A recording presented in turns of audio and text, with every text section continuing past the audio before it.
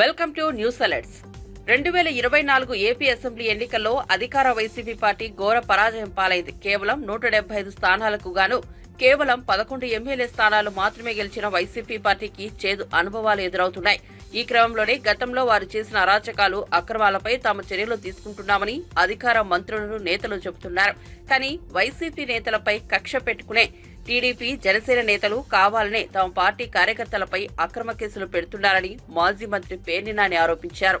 అధికార బలంతో ఎన్ని ఇబ్బందులు పెట్టినా కార్యకర్తలకు పార్టీ అండగా ఉంటుందని, రాష్ట్రంలో రెడ్ బుక్ రాజ్యాంగం నడుస్తోందని, అక్రమ ఇసుక లేఅవుట్లపై ప్రభుత్వం దృష్టి పెట్టింది. రాష్ట్రంలో సంపద సృష్టించే పరిస్థితి లేదని మాజీ మంత్రి పేర్ని నాని విమర్శలు చేశారు. ఇవన్నీ సునకానందం అండి. కొడాల నాని గారికి క్యాన్సర్ వచ్చింది. కొడాల నాని గారు వాళ్ళ అమ్మగారు నా మధ్య ఎప్పుడు 2 ఏళ్ల క్రితం ఆవిడకి క్యాన్సర్ వస్తే ఆ వైద్యం ఆవిడ క్యాన్సర్ని జయించి ఆవిడ చెకప్ కోసం కొడాల నాని గారు ఎంపటి పెట్టుకెళ్తే కొడాల నాని క్యాన్సర్ వచ్చిందని చెప్పిన సునకానందం పొందటం వార్తలేసి. అట్లాగే వంశీ గారి భార్య నిన్న ఒక ఫంక్షన్కి ఆవిడ గన్నవరం వస్తే వెంటనే పోలీసులు టీవీ కెమెరాలు వెళ్ళిపోయి వాళ్ళ సొంత ఛానల్ వాళ్ళు వంశీని అరెస్ట్ చేశారు. ఇటువంటి ఈ సునకానందం పొందేటువంటి పరిస్థితుల్లో తెలుగుదేశం పార్టీ అనుభవిస్తుంది. ఈ సునకానందం ఎన్నాళ్ళు అనుభవిస్తారో అనుభవించండి. ఖచ్చితంగా వంశీ న్యాయపరంగా అన్యాయంగా తన్ను పెట్టారని దాని మీద వైఎస్ఆర్ కాంగ్రెస్ పార్టీ ఆఫీస్ మీద దాడికి బెజవాడి నుంచి గూణాలను తీసుకొచ్చి దాడికి వస్తే దాన్ని ఎదుర్కొన్నందుకు వాళ్ళ వంశీని 71 ముద్దాయిగానే ఎంతగానో పెట్టారు. అది కూడా నిన్న మొన్న పెట్టారు ఈ మధ్యకాలం. ఏదన్నా పెట్టుకోనండి, అతను న్యాయపరంగా రిలీఫ్ తెచ్చుకుంటానికి ప్రయత్నం చేస్తున్నాడు. ఖచ్చితంగా అతను బెయిల్ తీసుకుని వస్తాడు. మీరన్నీ వంశీ దొరికాడు, లేకపోతే నాని క్యాన్సర్, పేరు నాని గారికి ఇంకేదో జరిగిందో, లేకపోతే కళ్యాణికి ఇంకోటి జరిగిందో, ఇట్లా రకరకాల పుకార్లతో సునకానందం పొందాల్సింది తప్పితే నేను ధైర్యంగా వైఎస్ఆర్ కాంగ్రెస్ పార్టీ జెండా మోసి మీ మీద మీరు ప్రజల్ని మోసం చేసిన ప్రతిదాన్ని ప్రజలకి చేరవేసి ద్వారా ప్రజా పోరాటం చేయడానికి సిద్ధంగానే ఉన్నాం.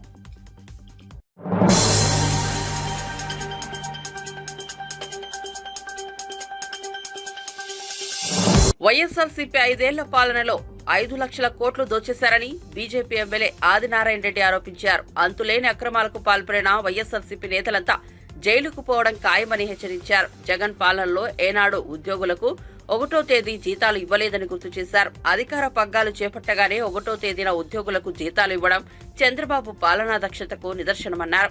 మోదీ సహకారంతో రాష్ట్రం అభివృద్ధి పథంలో దూసుకుపోతోందని ఆదినారాయణ రెడ్డి చెప్పారు.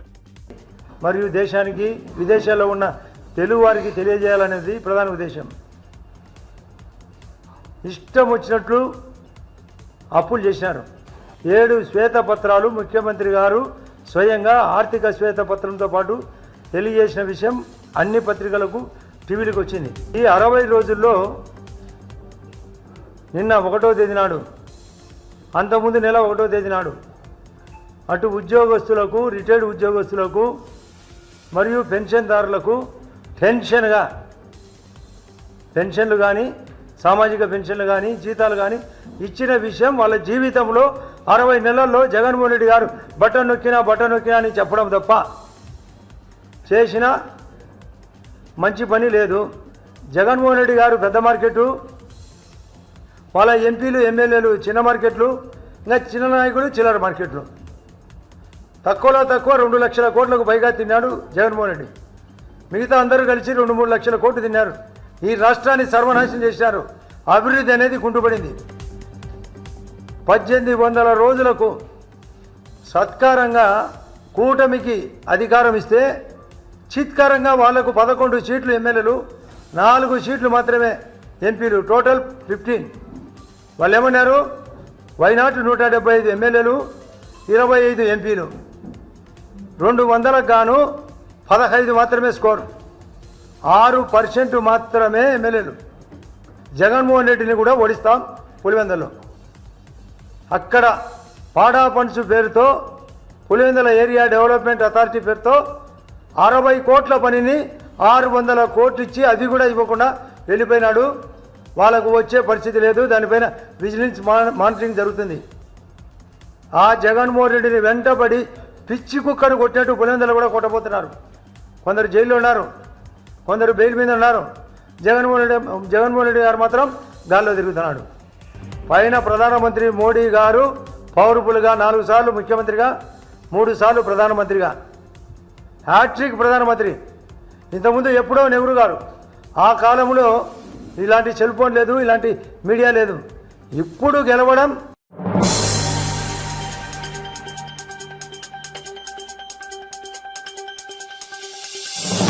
చేనేత వస్త్రాలను ప్రోత్సహించాలనే థీమ్తో విశాఖ బీచ్ రోడ్లో శారీ వాక్ జరిగింది. సుమారు 8,000 మహిళలు, యువతులు ఈ వాక్లో పాల్గొన్నారు.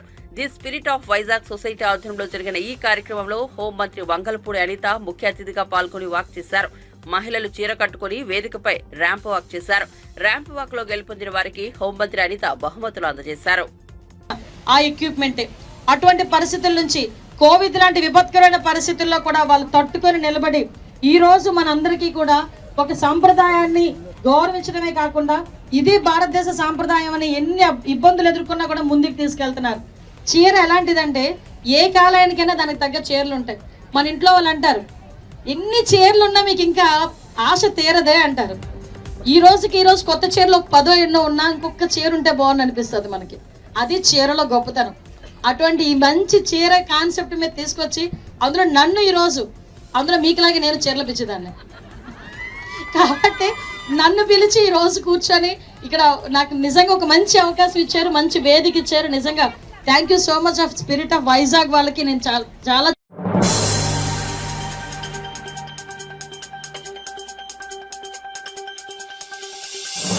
ప్రైవేట్ స్కూల్స్ ఉపాధ్యాయులపై ముఖ్యమంత్రి రేవంత్ రెడ్డి చేసిన వ్యాఖ్యలు ఉపసంహరించుకోవాలని బీఆర్ఎస్ నేత మాజీ ఎంపీ వినోద్ కుమార్ డిమాండ్ చేశారు. తెలంగాణ భవన్లో ఆదివారం ఆయన మీడియా సమావేశం నిర్వహించారు. ఈ సందర్భంగా ఉపాధ్యాయుల సమ్మేళనంలో సీఎం చేసిన వ్యాఖ్యలపై ఆయన మండిపడ్డారు. ఈ సందర్భంగా ఆయన మాట్లాడుతూ ప్రైవేట్ స్కూల్స్ 10వ తరగతి ఫెయిల్ అయిన వారు ఉపాధ్యాయులు ఉన్నారని సీఎం రేవంత్ రెడ్డి అంటున్నారని, విద్యా హక్కు చట్టం కింద శిక్షణ ఉపాధ్యాయులు ఉండాలన్నారు. అలా స్కూల్స్ లో శిక్షణ ఉపాధ్యాయులు ఉన్నారన్నారు. సీఎం రేవంత్ రెడ్డి ఎక్కడికి వెళ్లినా అక్కడ ఉన్న వారందరినీ మునగ చెట్టు ఎక్కిస్తారంటూ సెటైర్లు వేశారు.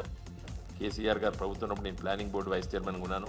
నాకు తెలుసు ఆ రోజు లెక్క దాదాపు 1600 కోట్ల రూపాయలు ఉన్నాయి. అందుకోసమే ఎవరైనా వర్కర్ ఆ బోర్డు సభ్యత్వం ఉన్న వాళ్ళకి వితిన్ 10 days కూడా పైసలు వస్తాయి. అట్లనే ఈ ఎడ్యుకేషన్ సెస్ వసూలు చేసి ఇన్కమ్ ట్యాక్స్ పేయీస్ దగ్గర కానీ, లేదా పెట్రోల్ మీద కానీ, డీజిల్ మీద కానీ ఇంకేదో ఒక దాన్ని దొరకబట్టవచ్చు. ఎడ్యుకేషన్ సెస్ అనేది వసూలు చేసి ఒక డబ్బు నిధి ఏర్పాటు చేస్తే ఈ ప్రైవేట్ రంగంలో ఉన్నటువంటి ఉపాధ్యాయ మిత్రులకి ఒక సంరక్షణ చట్టం, రిటైర్ అయినప్పుడు ఇంత డబ్బులు ఇవ్వడానికి ఒక చట్టం తీసుకురావాలి. ఎందుకంటే రేపటి తరాన్ని తీర్చిదిద్దుతున్నారు ఈ ప్రైవేట్ రంగంలో ఉపాధ్యాయ మిత్రులు. నేను చెప్పిన లెక్క ప్రకారంగా దేశవ్యాప్తంగా కూడా మీకు ఓపుకుంటే 140 పేజీలది సాఫ్ట్ కాపీ అంటే ఒక బటన్ వస్తుందో మీకు అందరికి వస్తుంది. ఓపుకుంటే చదవండి మిత్రులారా, నేను పంపిస్తాను మీకు. ఒక్కొక్క రాష్ట్రం, ఒక్కొక్క జిల్లాలో ఎన్ని స్కూల్స్ ఉన్నాయి, ప్రైవేట్ రంగంలో ఎన్ని స్కూల్స్ ఉన్నాయి, ప్రభుత్వ రంగంలో ఎన్ని స్కూల్స్ ఉన్నాయి, వాళ్ళ ఎడ్యుకేషన్ స్థాయి ఎట్టున్నది. దురదృష్టవశాత్తు ఏంటంటే మన లెర్నింగ్ అవుట్కమ్స్ డిక్లైన్లు ఉన్నాయి. ఇలా 8వ తరగతి 10వ తరగతి పిల్లాన్ని చదివితే కూడా వాళ్ళ పేరు కూడా చక్కగా రాయలేకపోతాడు. లెక్కలు, గుణితాలు ఇవన్నీ అడిగితే కూడా 4వ తరగతి స్థాయి, 5వ తరగతి స్థాయిలో ఉన్నారు. 10వ తరగతి పిల్లాడు, 8వ తరగతి పిల్లాడు, ఆ లెక్కలన్నీ కూడా దీంట్లో ఉన్నాయి. ఏ జిల్లాలో ఎట్టున్నది, ఏ రాష్ట్రంలో ఎట్టున్నది. మన అదృష్టవశాత్తు తెలంగాణ రాష్ట్రము దేశంలో మనము 28 రాష్ట్రాలు, తర్వాత 7 8 యూనియన్ టెరిటరీస్ ఉన్నాయి. మనము కిందికి వెళ్ళి 31 స్థానంలో ఉన్నాం. అంటే మనకంటే ఒక 6 మెరుగున్నారు. అంటే అవి గోవా, ఢిల్లీ, తర్వాత ఇంకో 2 స్టేట్స్ ఉన్నాయి, కేరళ ఒకటి ఉన్నాయి. మనం వీఆర్ అంటే మంచి లో మొత్తం దేశంలో ఉన్నటువంటి 28 రాష్ట్రాలు, యూనియన్ టెరిటరీస్ కలిపితే మనం 6వ స్థానంలో ఉన్నాం. మన దగ్గర కూడా ఇంకా మెరుగు చేసుకోవాలి. కేరళ, తమిళనాడు కొన్ని రాష్ట్రాలు మనకంటే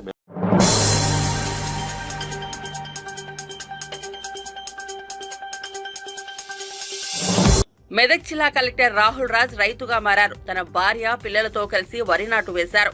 నారాయణ అనే రైతు పొలం నారుమడిలో కాసేపు సాగు పనులు చేశారు. నాట్లు వేస్తున్న పొలాలను పరిశీలించి సాగు పద్ధతులను, పంటలో వచ్చే లాభం, సాగులో ఎదురవుతున్న ఇబ్బందులు తదితర అంశాలపై రైతులను వివరాలు అడిగి తెలుసుకున్నారు.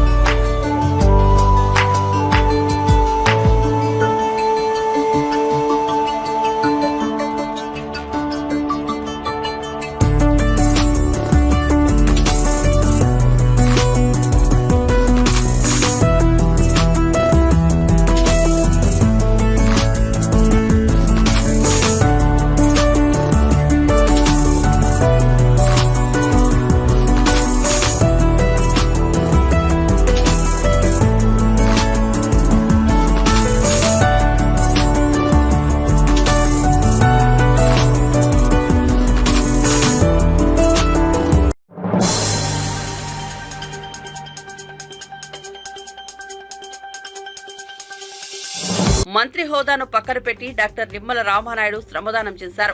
పశ్చిమ గోదావరి జిల్లా ఎలమంచిలి మండలం ఆరేపేట గ్రామంలో అంబేద్కర్, బాబు జగజ్జీవన్ రామ్ విగ్రహాల పైకప్పు, స్లాబ్ నిర్మాణ పనుల్లో ఆయన భాగం పంచుకున్నారు. స్వయంగా ఇసుక, కంకర గవేలాలను నెత్తిమీద పెట్టుకుని మోశారు.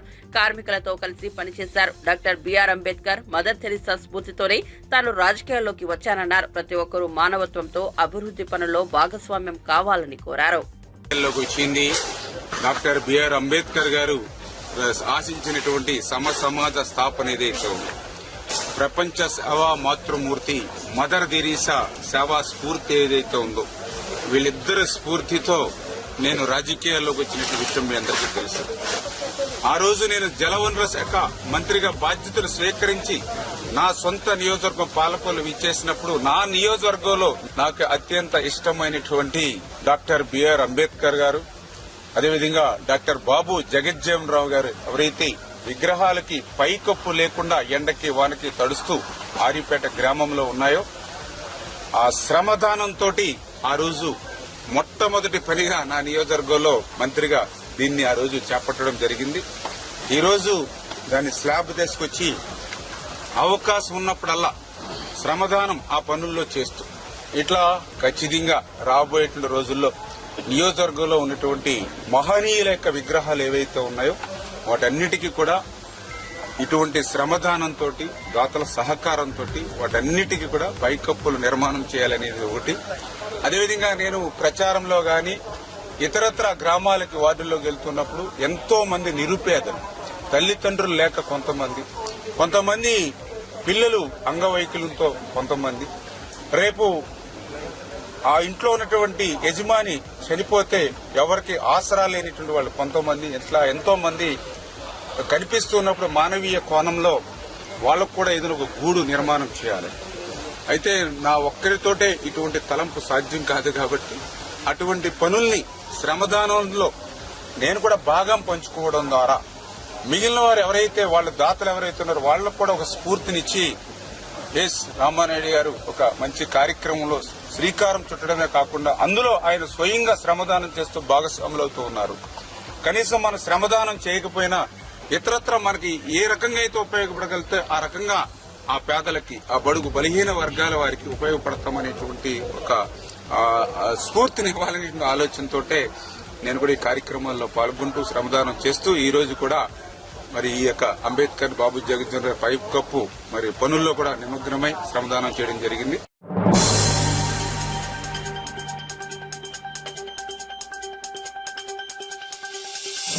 తిరుమల శ్రీవారిని ఆంధ్రప్రదేశ్ మంత్రులు కొలుసు పార్థసారథి, కొండపల్లి శ్రీనివాస్ దర్శించుకున్నారు. ఆదివారం వీఐపీ ప్రారంభ విరామ దర్శన సమయంలో మంత్రులు వేరువేరుగా స్వామివారి సేవలో పాల్గొన్నారు. పేదవారికి, మధ్యతరగతి ప్రజలకు ఇల్లు ఇవ్వాలని ప్రభుత్వం నిర్ణయం తీసుకుందని మంత్రి పార్థసారథి తెలిపారు.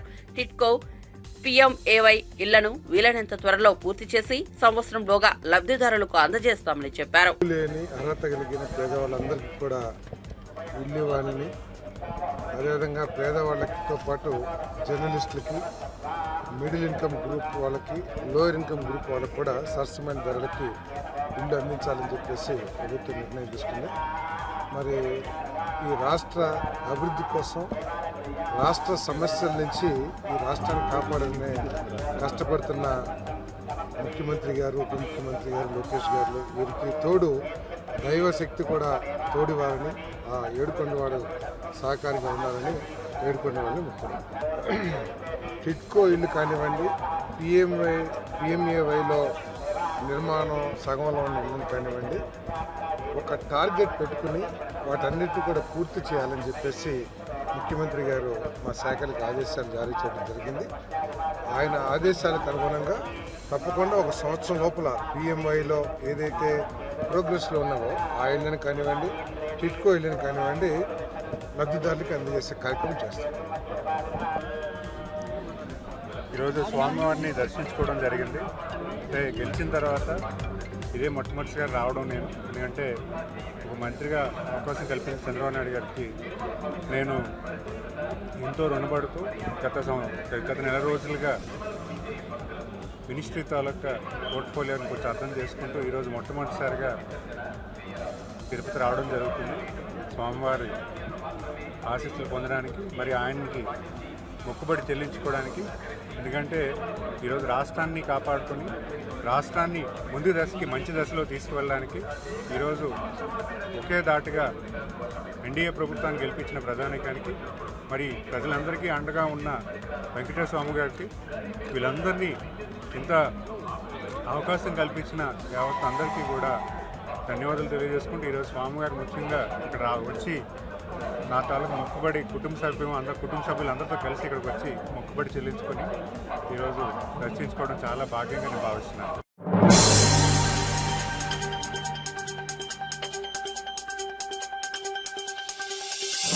ఎన్టీఆర్ జిల్లా పెనుగంచిప్రోలు మండలం కొనకంచి క్రాస్ వద్ద నవాబుపేటకు చెందిన వైసీపీ కార్యకర్త గింజుపల్లి శ్రీనివాసరావుపై దాడి జరిగింది. ప్రత్యర్థులు కారుపై దాడి చేసి అతన్ని తీవ్రంగా గాయపరిచారు. దీంతో స్థానికులు శ్రీనివాసరావును జగ్గయ్యపేట ఆసుపత్రికి తీసుకెళ్లారు. దీనిపై కేసు నమోదు చేసి పోలీసులు విచారణ చేపట్టారు. తాజా ఘటనపై మాజీ ప్రభుత్వ విప్ సామినేని ఉదయభాను తీవ్ర ఆగ్రహం వ్యక్తం చేశారు. కౌంటింగ్ జరిగిన నాటి నుంచి టీడీపీ నేతలు ఇష్టానుసారంగా దాడులు చేస్తున్నారు. మాదే ప్రభుత్వం, మాదే రాజ్యం అనేలా విర్రవీగుతున్నారు.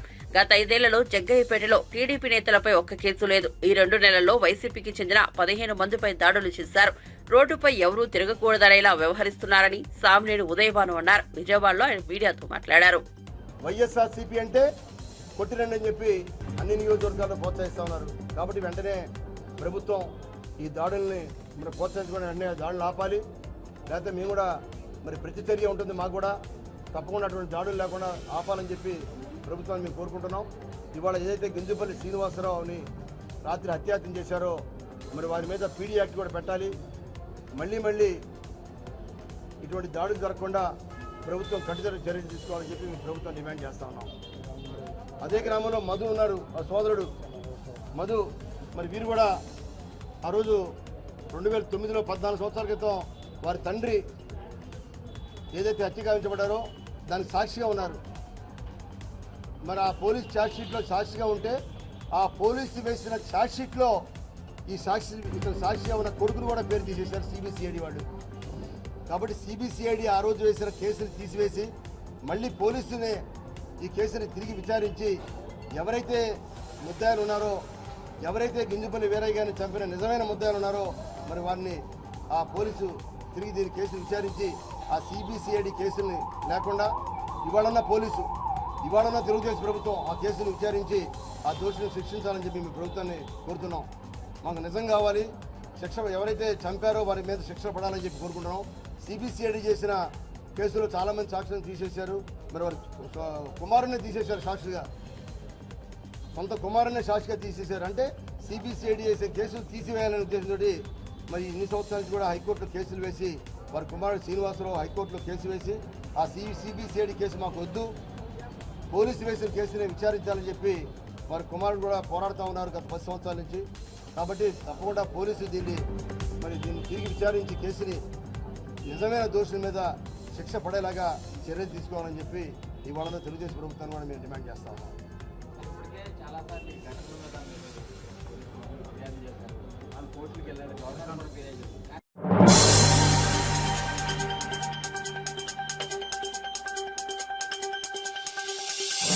ఆంధ్రప్రదేశ్ నుంచి తరలిపోయిన పరిశ్రమలతో సంప్రదింపులు చేస్తున్నామని కేంద్ర సహాయ మంత్రి భూపతిరాజు శ్రీనివాస్ వర్మ తెలిపారు. కొత్త పరిశ్రమలను రాష్ట్రానికి ఆహ్వానిస్తున్నామన్నారు.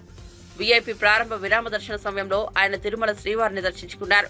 టీటీడీ ఆలయ అధికారులు ఆయనకు స్వాగతం పలికి దర్శన ఏర్పాట్లు చేశారు. దర్శనం అనంతరం మీడియాతో మాట్లాడిన శ్రీనివాస్ వర్మ రాష్ట్రానికి 5 ఏళ్లుగా పట్టిన గ్రహణం వీడి కూటమి ప్రభుత్వంతో మంచి రోజులు వచ్చాయన్నారు.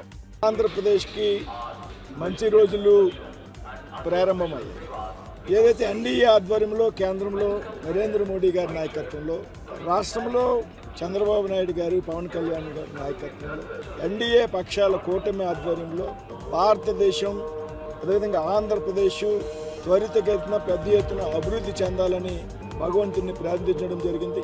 భారతదేశం అతి త్వరలోనే మూడవ ఆర్థిక వ్యవస్థకు చేరాలని, అలాగే గత 5 సంవత్సరాలుగా అభివృద్ధికి నోచుకున్నటువంటి ఆంధ్రప్రదేశ్ రాష్ట్రం రాబోయేటువంటి 5 సంవత్సరాల్లో పెద్ద ఎత్తున అభివృద్ధి చెందాలి. అన్ని రకాలుగా కూడా రాజధాని కానివ్వండి, పోలవరం ప్రాజెక్టు కానివ్వండి, పరిశ్రమలు ఆంధ్రప్రదేశ్ నుంచి తరలి వెళ్ళిపోయినటువంటి సందర్భంలో ఆ పరిశ్రమల్ని తిరిగి ఆంధ్రప్రదేశ్కి తీసుకొచ్చేటువంటి విషయంలో, కొత్త పరిశ్రమలు ఆంధ్రప్రదేశ్లో స్థాపించేటువంటి విషయంలో వెంకటేశ్వర స్వామి ఆశీస్సుల్ని కోరడం జరిగింది.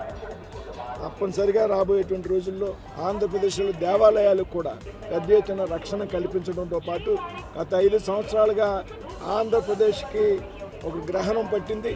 దేవాలయాల గురించి పట్టించుకునేటువంటి పరిస్థితి రాష్ట్రంలో లేదు. చిన్నచూపు చేసినటువంటి దేవాలయాలకు పెద్ద ఎత్తున అభివృద్ధి చేసే విధంగా ఇవాళ ఈ ప్రభుత్వాలు ప్రయత్నం చేస్తాయి. అలాగే ఆంధ్రప్రదేశ్కి ప్రజలు పెద్ద ఎత్తున ఇచ్చినటువంటి తీర్పు ఏదైతే ఉందో, ఆంధ్రప్రదేశ్ అభివృద్ధి చెందుతుంది, ఆంధ్రప్రదేశ్ కష్టాలు తీరిపోయినటువంటి ఒక వాతావరణం వేళ రాష్ట్రంలో నిర్మాణమైంది. దీనికి చక్కటి ఉదాహరణ ఇక్కడ ఉన్నటువంటి శ్రీశైలం జలాశయం పూర్తిగా నీటితో నిండిపోవడం, 2-3 రోజుల్లో నాగార్జున జలాశయం కూడా పెద్ద ఎత్తున నీటి సామర్థ్యంతో నిండడం, ఇవన్నీ కూడా ఒక వెంకటేశ్వర స్వామి ఆంధ్రప్రదేశ్కి ఇచ్చినటువంటి ఒక వరంగా మేమైతే భావిస్తున్నాం.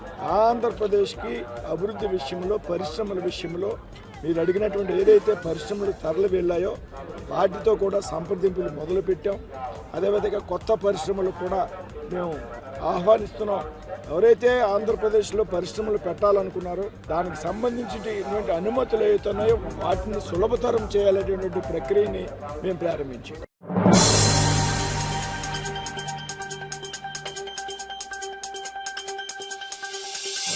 తిరుపతి నగరపాలక సంస్థలో 3 కోట్ల స్నాక్స్ స్కామ్ జరిగిందని జనసేన నేత కిరణ్ రాయల్ ఆరోపించారు.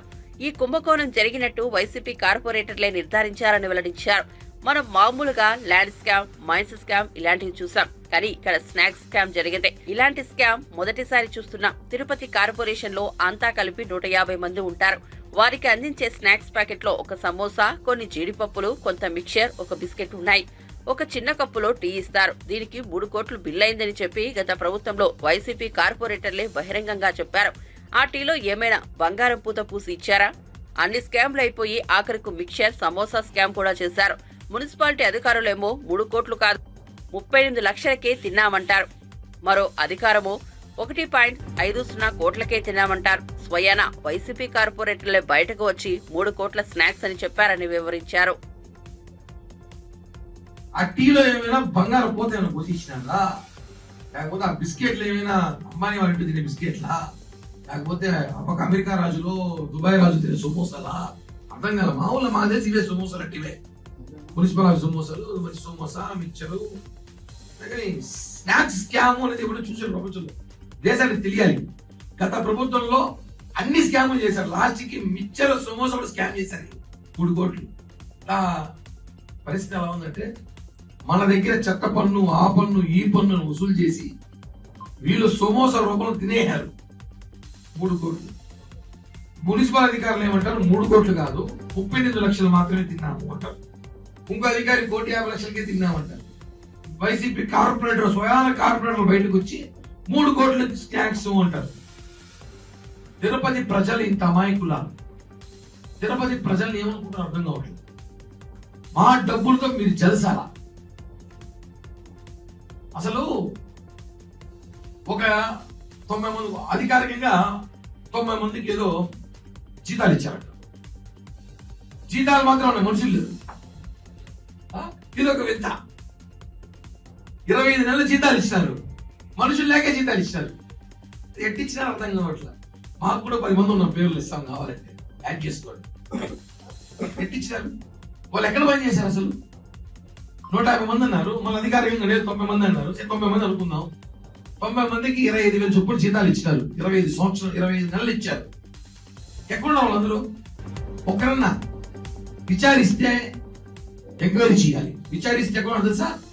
హెల్త్ ఆఫీసర్ ఇంట్లో 2 పనులు, మెడికల్ ఆఫీసర్ ఇంట్లో 2 పనులు, టౌన్ ప్లానింగ్ ఆఫీసర్ ఇంట్లో 2 పనులు, డిఈలు, ఏఈలు, వాటర్ ఇరిగేషన్ డిపార్ట్మెంట్ లో పనిచేసే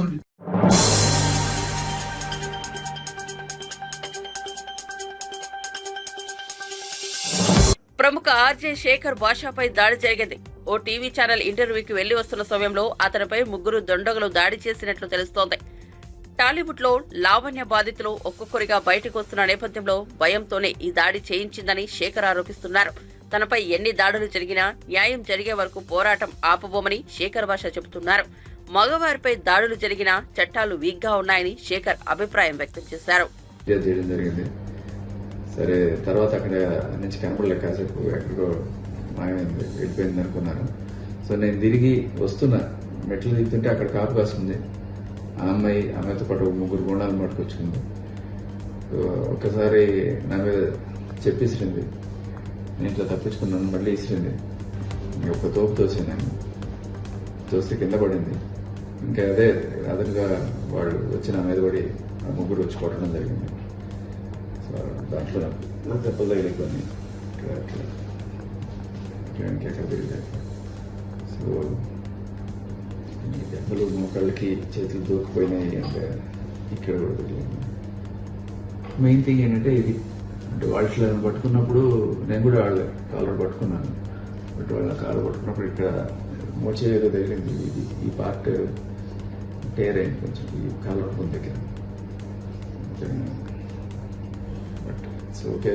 నాకు తెలిసి డిశ్చార్జ్ అడిగాను కానీ వాళ్ళు కుదరదు అంటున్నారు. పొద్దున్న దాకా ఉండాల్సిందే. రేపు పొద్దున్న ఐ గెట్ డిశ్చార్జ్.